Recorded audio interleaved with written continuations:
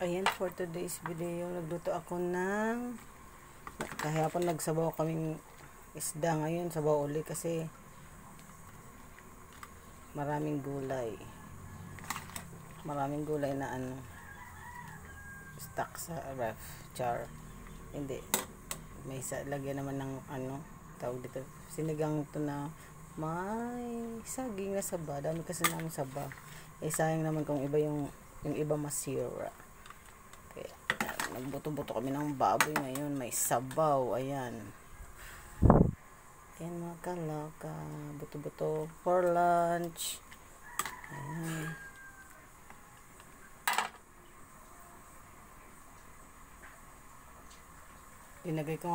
dinagay ko na nga yung siling haba. Ayan, pampabango lang yan mga kalaka.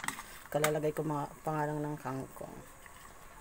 Ayan, boto-boto na may kunting laman, char. Ayan mga kalaka, tikimin na natin.